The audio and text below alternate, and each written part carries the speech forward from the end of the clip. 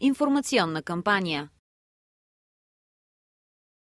Информирани потребители за прозрачни и достъпни социални услуги. Проектът се реализира от Асоциация Човешки права стъпка по стъпка с финансовата подкрепа на Община Варна.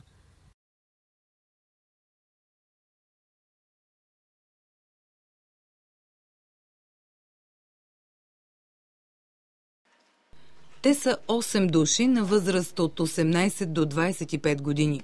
Живеят заедно и това им харесва, защото споделят общи интереси и защото са приятели. Никой от тях не изрича причината, която ги е довела тук и която ги прави сродни по съдба.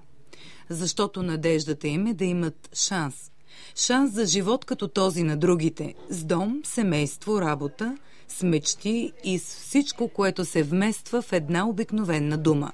Щастие. Тук ми хареса, защото е много хуманно.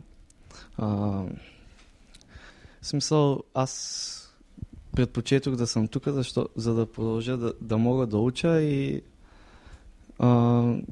да ми е като в помощ на учението.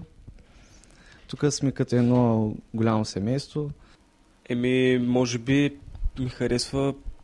Причината е, понеже съм нямал някакво истинско семейство и когато в първия момент стъпах в тези защитени жилища, се почувствах по съвсем различен начин.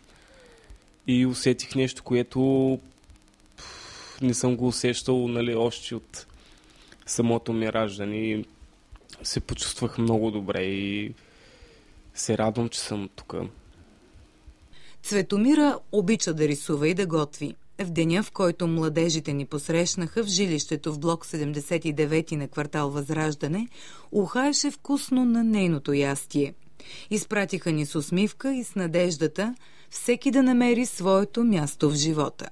За сега да си завърша образованието и някак си да се реализирам по някакъв начин. Няма значение в каква сфера, но да имам семейство и нормален дом и като нормалните хора.